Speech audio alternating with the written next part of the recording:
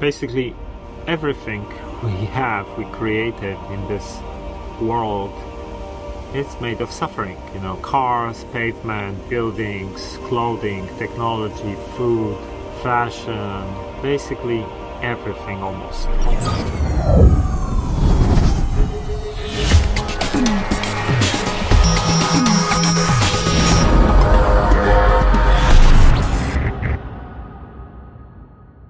Okay, this is Mike Sigula from TruthTheory.com and welcome to another vlog. So today we're going to talk about materialism and economic materialism. I also want to talk to you about my series of insights or visions that I had on psychedelics about materialism, and I try to make sense out of what I saw. So we're going to be having a little philosophical debate about it, or monologue. So if you type in materialism in a search engine, you'll get stuff about philosophy of materialism, which states that matter is the fundamental substance of nature. However, in this video, I want to focus more on economic materialism. The idea of acquiring and consuming consumer goods. So if you look at the world today, you can clearly see that materialism took over every aspect of our lives on every level. You know, we measure everything in terms of money or economic growth. We reach the point where human lives or lives of other organisms are also measured often in terms of economic impact or economic growth or money. What is the cost of the war in the Middle East, for example, instead of what kind of suffering it brings to those involved? And most people live in this constant cycle of just working so they can consume more materialistic goods. And social media is also full of fake appearances, filtered look, celebrities and influencers bragging about their lavish lifestyle, their physical appearance, what kind of items they have owned or bought. So we are basically surrounded by materialism on every level and everywhere, basically. So over the last couple of years, while I was doing plant medicines, we're talking about ayahuasca, psilocybin, etc. So this concept or this vision of materialism was appearing many times. And in some of these insights, what I saw was basically how materialism is actually evil. Every single physical item that is created, it looked like it was kind of, you could say, a devil's work, wherever, you know, there were like these barbed wires all over all these different items and things, money, etc. And during these insights, what I was shown was that the more we focus on materialism, the more we will bring destruction to the planet. The idea could be that the more we move towards this path, the more we will see some kind of Armageddon, whatever. And some of these things I've been experiencing for a couple of years already. So when COVID came, you know, I knew this is one of these things that I was shown already, how we're gonna be moving towards this timeline of destruction step by step because of you know, the direction that we're taking as human race. So basically, after experiencing these insights or visions in recent years, I tried to understand it better, because my thinking always was that money and materialism is not necessarily something evil. You know, we are talking about money is just an energy, right? Money is just a tool. It's up to us how we use it. It doesn't make us good or bad. Some people say that money just amplifies who you are. If you are a dick, you're just gonna be a bigger dick. If you are a nice, kind person, you're just gonna amplify this side. And I also felt like, you know, when we use money and materialism, we can actually help others. We can build businesses that can help the world, maybe, etc. So how could materialism be actually evil? Why this is being shown to me during these visions? I wanted to make sense out of it, and I started think about it more and more. And I think it really depends how you look at it.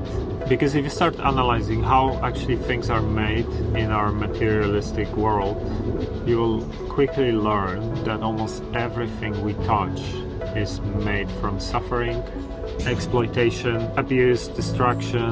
So let's take this smartphone that I'm using to record this video as an example. So the materials that are used to create this smartphone are extracted from Earth.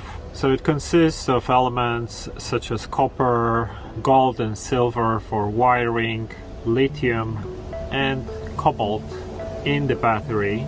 And if you're gonna start learning how cobalt is mined, you will learn quickly that it comes from conflict-driven regions such as Congo, where thousands of children as young as 6 are exploited in cobalt mines, sometimes ending up with permanent lung damage or dying at work.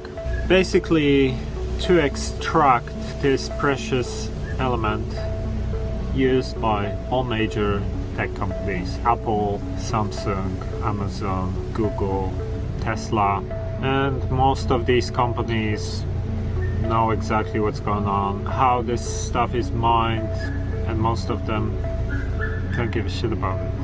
Doesn't do anything about it. So this was just the materials. Now let's talk about the manufacturing process, how this phone is manufactured. So most of these electronics are manufactured by Foxconn, and Foxconn is one of the largest, if not the largest, manufacturer of electronics in the world.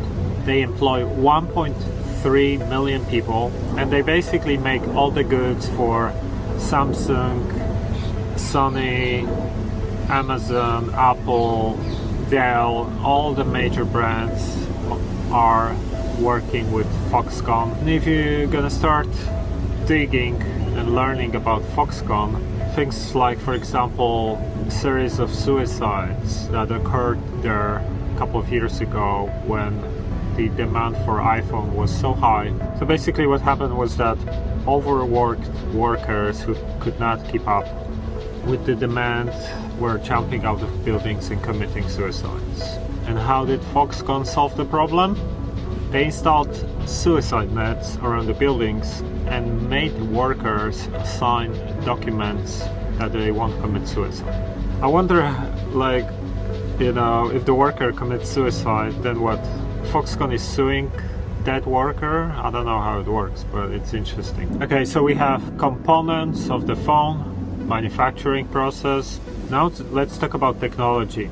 So I'm filming this video from Samsung phone, which is a stolen design from iPhone basically, and Apple sued Samsung, and after 7 years of legal battle they settled for over $500 million that Samsung paid to Apple. And it might seem to a lot of people that $500 million is a lot of money for Samsung, but Samsung generates more than $200 billion in revenues annually. So 500 million bucks for them is just a pocket money basically. So if you think about it, it's actually more profitable for Samsung to steal the designs, infringe on patents, because they're just gonna sue each other for a couple of years. They end up paying a few $100 million bucks, and during this time Samsung actually made tens of billions of dollars at least from selling off their smartphones, or much more probably. And Apple is not any better. I won't be even going here into like the practices of Apple, but I just picked the very first thing in my surroundings just to show you what's the process, how it's made. So let's now analyze food that we eat, and unless your food comes from some kind of organic, sustainable, permaculture type farm, which I'm sure it doesn't. So if you're gonna actually analyze the food, you'll learn that 99% of stuff has a history of exploitation, killing wildlife, suffering, unethical behavior, slave labor, etc. Let's say you're a vegan and you think that at least your food consumption choices are not involving killing of any animals. That's actually might not be true, but let me show you a couple of examples of what I mean. So let's say you eat olives, and olives, for example, might be coming from Portugal or Spain. And what happens is that hundreds of thousands of legally protected birds are killed in southern Europe every year after being sucked out of trees and into machines which are harvesting olives. So yep, you know, if you eat olives, it's very likely that you are actually indirectly killing birds in a process or contributing to that. So let's take avocados. I love avocados, and avocados are very nutritious food. And over the last couple of decades, the demand for avocados skyrocketed. And if you're gonna start actually studying how avocados are made, again, you will learn about a lot of very nasty things going on in the background that consumers often don't know much about. Astonishingly, it takes up to 1000 liters of water to grow just 1 kilogram of avocados, roughly 3 avocados. By contrast, 1 kilogram of broccoli only uses around 45 liters of water. So as the water-hogging avocado orchards replace the pines, they divert natural streams and water sources from local animal species. Even more trees are cut down to make crates to transport the avocados, further exacerbating water shortage and destroying carbon sinks. In Michoacan, avocado exports bring $109 million a year and have become a lucrative business for Mexico's drug cartels, such as Los Caballeros Templarios, the Knights Templar. When the farmers refuse to pay the gangs, their orchards and processing plants are burnt down or worse. The situation is such that the avocado, long called green gold by the locals, is now referred to as blood guacamole. Meanwhile, the chemicals and toxins from avocado orchards cause respiratory and stomach problems in local residents. So once again, if you eat avocados, like me, we're probably contributing to a lot of really nasty things going on. Killing animals, mobsters in Mexico, all sorts of really nasty stuff. But let's say you aren't a vegan and you like chocolate. Let's say you buy some chocolate bar in a supermarket. It's very likely that it will be produced by companies such as Mars or Nestle or Hershey or Mondelez or any other of the companies listed in the lawsuit by children from Ivory Coast who claim they were used as slave labor on cocoa plantations in Ivory Coast. Former child slaves who say they were forced to work without pay on cocoa plantations in West African country. They accused the corporations of aiding and abetting the illegal enslavement of thousands of children on cocoa farms in their supply chains. Ivory Coast produces about 45% of the global supply of cocoa, a core ingredient in chocolate. The production of cocoa in West Africa has long been linked to human rights abuses, structural poverty, low pay and child labor. And we're just talking about cocoa. And what about every other aspect here? Exploitation of supermarket staff, packaging, transportation, manufacturing process, all these different things that actually impact the environment. You know, the list is long. Okay, so these were just some random examples of items or types of food we might be consuming. So let's take now another example of things that we actually use in our materialistic world. Furniture. What do you think happens with the forests when, you know, they cut the trees and all the different animals that live there? What do you think happens to them? People are shocked seeing the videos such as this one.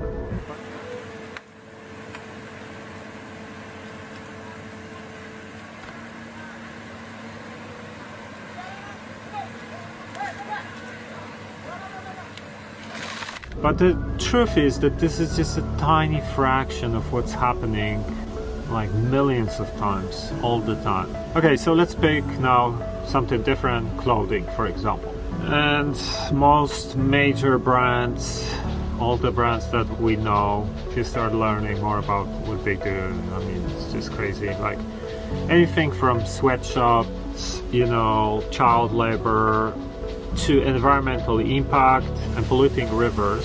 Bangladesh is the world's second biggest garment manufacturing hub after China, exporting $34 billion worth of garments in 2019. And clothes made, dyed and finished in the country often end up in the main street shops across the United States and Europe.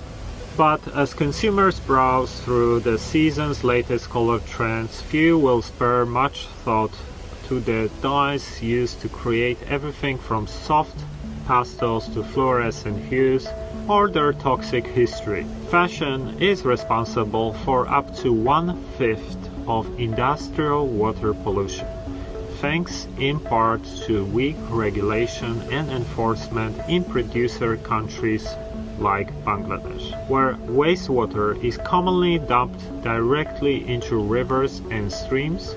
The discharge is often a cocktail of carcinogenic chemicals, dyes, salts and heavy metals that not only hurt the environment but pollute essential drinking water sources. So basically, I can pick any item that we touch, that we use in our materialistic world, and show you step by step how the process of creating this item is linked to abuse, exploitation, suffering, slave labor, destruction of environment, etc, etc, etc. Basically everything we created in this world, it's made of suffering. You know, cars, pavement, buildings, clothing, technology, food, fashion, basically everything almost. And it's very easy to disconnect from it when we are, you know, not seeing how these things are made, where we are disconnected from the process. This is often hidden behind commercials, marketing, nicely designed shops, staff that is paid to be friendly and nice to us, cool logos, packaging, branding, marketing that is cleverly tapping into our basic instincts. But the truth is that the world that humans created is just made from suffering and abuse, and we're just numb to it because we just got used to it, and a lot of the things are hidden from us. We are disconnected from the process, from how these things are made, and we are hypnotized instead into this cycle of eat, consume, work, repeat.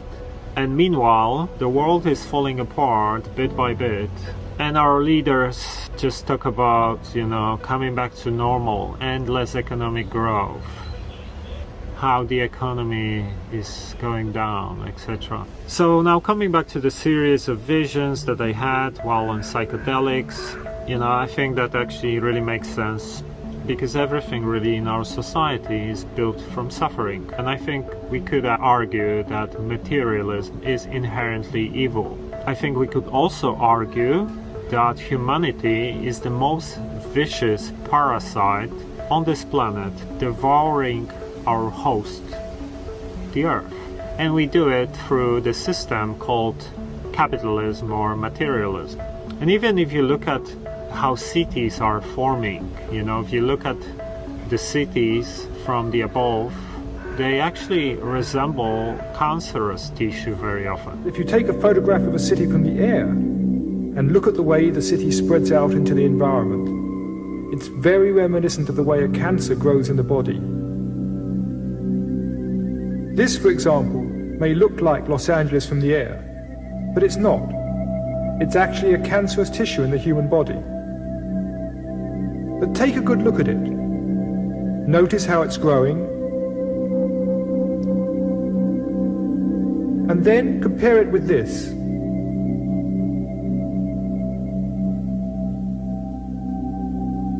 Now, the similarity is more than just in appearance. If you go back and look at what causes the cancerous tendency in the individual, and at what causes a similar tendency in society, we find that underneath are very similar principles. So, I'm not against materialism in general. I'm not the type of guy who wants to live in a cave. I like some of the things that we have. I think, our lives became much better thanks to materialism compared to people living a few hundred years ago, for example. But I think everything is about balance, and there's no such thing as balance in our society. The truth is that the average person in Western country is far better off than the king who lived a few hundred years ago. Most of us can access almost any food from anywhere all around the world. We have refrigerators, so it doesn't get off. Like a king 300 years ago didn't have such a luxury.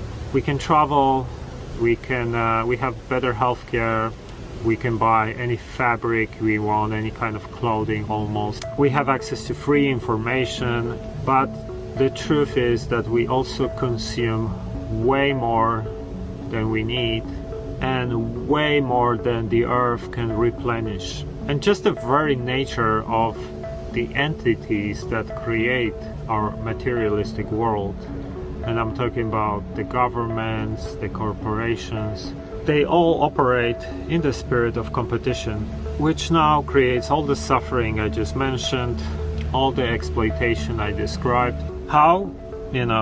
By competing with each other. Whose economy is better, bigger? Short-term thinking of our leaders. Leaders very often think short-term because it's not such a easy and simple and cheap process to become sustainable.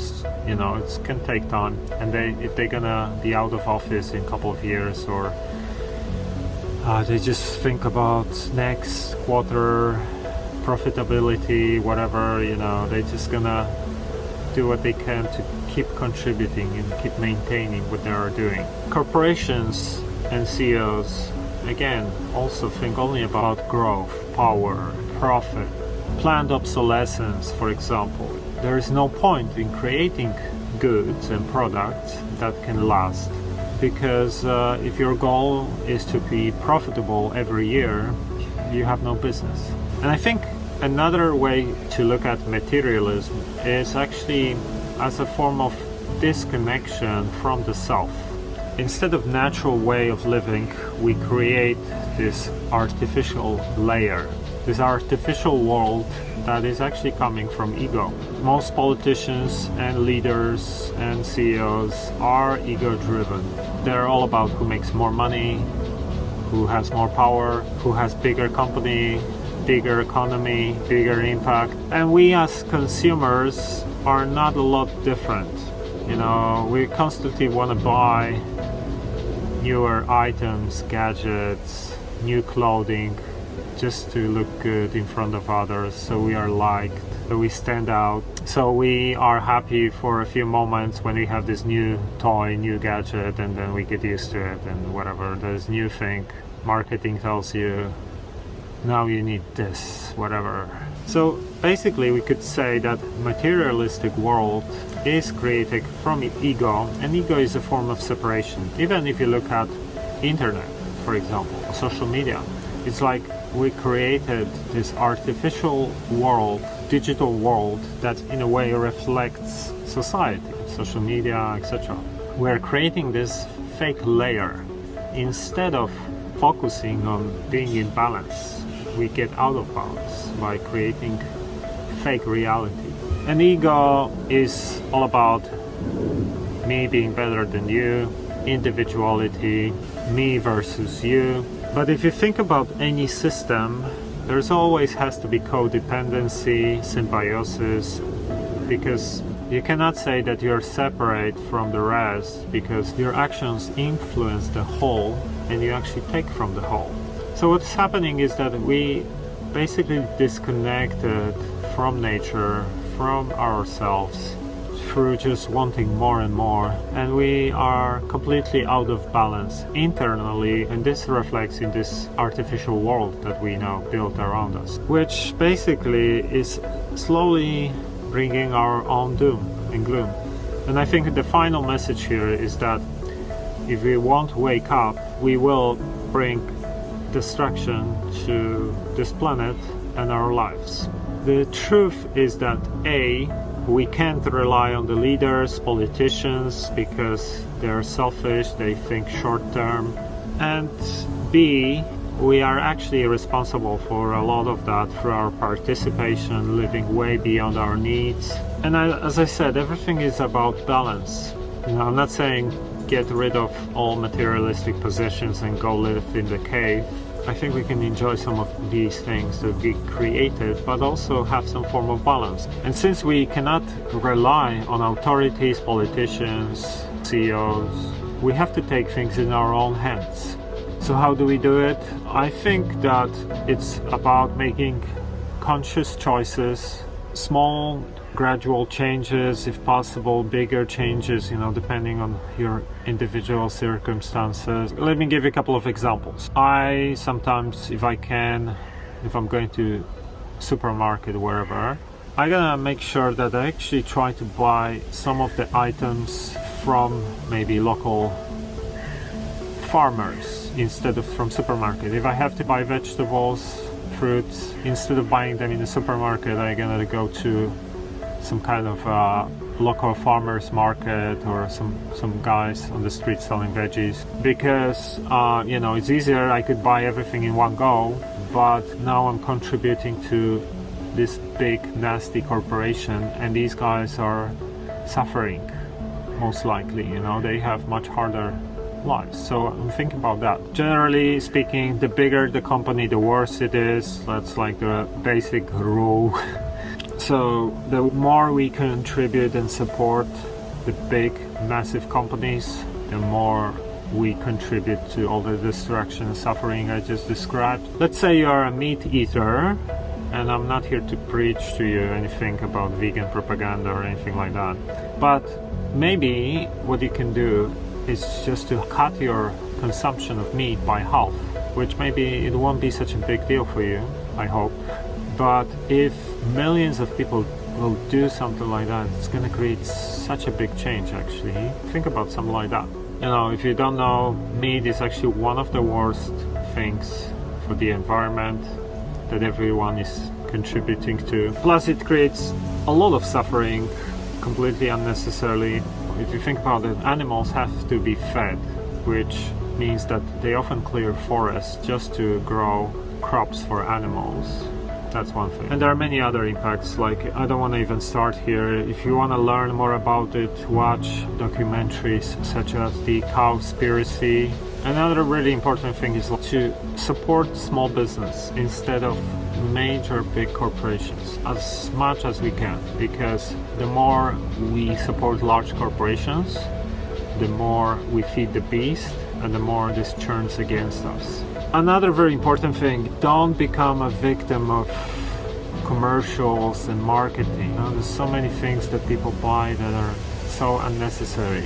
Just constantly buying shit because there's newer whatever. It just makes you believe that you really need it or want it, but actually you use it a couple of times, you get used to it, and you forget about it. So stop buying shit you don't really need. Or at least buy less if you can. So these are some of my ideas, suggestions. Let me know what you think in the comments below. These are just my theories. I'm saying 99% of things. I know there are some super sustainable businesses and companies and products, but most of the time, even if you think they're sustainable, if you start looking deeper, they're not really that sustainable as you think there are. Let me know what you think in the comments. Please share this video if it resonates. Subscribe to this channel if you are new here. Like and check out other videos as well if you are completely new to this channel. and thanks for checking this video. Until next time. Hey guys, Mike here. So I'm sure most of you know how tech giants are censoring independent voices such as TruthTheory, and in order for us to continue doing our work and creating content such as this video, we need help from people like you. So one way you can help is always by just sharing our content, but also you can become a Patreon supporter. And if you go to patreon.com/truththeory, you can become a patron there for as little as $3 a month, and you can cancel at any time. For our patrons, we offer things like exclusive content that you cannot find anywhere else. I also offer one-to-one mentoring and coaching through Patreon. So for example, if you want to start an online business or build your personal brand, or maybe you are a writer, you want to do some marketing, appear on some podcasts, or you're going for some kind of spiritual development process or spiritual awakening, and you need some help or guidance, or just regular personal development things. So it can be anything from dating to boosting your confidence to improving your overall well-being, mental, physical health, happiness, reducing stress, or even things like helping you to discover your passion, your life purpose. Check out patreon.com/truththeory. And remember, when you join us on Patreon, you help us out in creating more content and reaching more people with important message. So you actually contribute to positive change and awakening of many, many thousands of people. So please consider supporting us on Patreon, and till next time.